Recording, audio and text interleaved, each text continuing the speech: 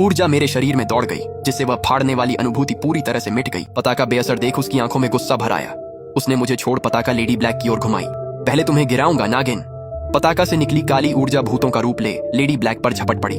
Lady black ने ठंडी सांस ली, हाथों से मुद्राएं बनाई और उसके पीछे एक विशाल काले सर्प की छाया प्रकट हुई, जिसने अपने जबड़े चौड़े खोलकर उन सभी भूतों को निगल लिया। लेकिन उसका चेहरा पीला पड़ गया। स्पष्टतः यह राक्षसी कला उसे थका रही थी। जब वे लड़ रहे थे, मेरी निगाहें पीछे दुबके हुए आखिरी जादूगर पर टिक गईं। जादूगर ने मुझे आते देखा, चीखा और भाग गया। दौड़ना! बहुत देर हो गई। मैंने जोर लगाया और मेरी गति पहले से कहीं अधिक तेज थी। मैं पलक झपकते ही उसके पास पहुंच गया। मैंने लाश की ऊर्जा का इस्तेमाल नहीं किया। इसके बजाय मैंने अपनी सारी ताकत एक मुक्के में समेटी और उसे उसकी पीठ पर दे मारी। चटाक! हड्डियां चटक गईं। जादूगर गीली नूडल्स की तरह ढह गया, पूरी तरह शांत।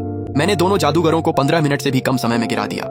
मेरे पास हमले का मौका था, पर इससे साबित हुआ कि लाश की शक्ति सोखने के बाद मेरी ताकत बढ़ गई थी। काले चोगे वाला आदमी अपने साथियों को गिरते देख भड़क उठा। उसने लेडी ब्लैक पर दिखावटी हमला किया और भागने की कोशिश की। बच निकलोगे? लेडी ब्लैक ठंडी आवाज में बोली। तभी काली ऊर्जा की चाबुक उसके पैरों से लिपट गई। वह लड़खड़ा कर गिर पड़ा। मैंने उसके सीने पर पैर रख उसे दबोच लिया। तुम्हें किसने भेजा है? मैंने उसकी ओर नीचे देखा। उसने थूका। चोगा पहने आदमी ने काला खून उगला। यिनशान संप्रदाय के शिष्य कभी नहीं टूटते। अगर हिम्मत है तो मुझे मार डालो। अब भी अकड़ दिखा रहा है। मैं मुस्कुराया। मैंने उसके चोगे से वह आत्मा का झंडा निकाल लिया। उस पर अब भी उसका रक्त था। मैंने भी वही किया, अपनी ऊर्जा उसमें डाल दी। चोगे वाले आदमी ने अचानक चीख मारी। वह जमीन पर तड़पने लगा। आत्मा के झंडे पर उसकी आध्यात्मिक छाप अब मिटाई जा रही थी। मैं बताऊंगा। अंततः पीड़ा ने उसे तोड़ा। आवाज कांपी। यह यिनवुया है, यिनशान संप्रदाय का युवा स्वामी। वह भी घोस्ट मार्केट में है, मिस्टिक स्लेयर मैन्युअल के दूसरे हिस्से की तलाश में। खबर है कि ली नाम का वह लड़का उसके पास है। Mistake slayer manual? मैं बोला। ये क्या है? पास बस पिता की चीजें हैं, मैन्युअल नहीं है। यिनवुया कहाँ है? नहीं पता, बस आदेश मानता हूँ। चोगे वाले की आवाज और डूब गई। मैंने पूछना छोड़ पैर रखकर उसे खत्म कर दिया।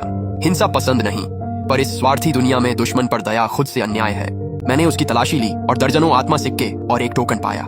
वह टोकन काले लोहे से बना था, जिस पर यिन अक्षर खुदा हुआ था। यह यिनशान संप्रदाय की पहचान का टोकन है। ब्लैक लेडी पास आकर बोली। लगता है इस बार वे लोग घोस्ट मार्केट में काफी लोग लेकर आए हैं। मैंने उस यिनवुया के बारे में सुना है। वह यिनशान संप्रदाय का 100 साल में एक बार पैदा होने वाला जीनियस है। कम उम्र में ही सोल सप्रेशन रियलम तक पहुंच गया है। वह आदमी बेहद बेरहम है। Soul suppression realm? मेरी ताकत उसके सामने कुछ भी नहीं। हालात बिगड़ते देख मैंने आह भरी और टोकन ऑफ ध्वज जेब में रख ली। ये ध्वज तो बढ़िया चीज है, शायद आगे चलकर काम आ जाए। शव को निपटाने के बाद हम जल्दी से गली से निकल गए। अब बोन टू में लौटना मुमकिन नहीं है।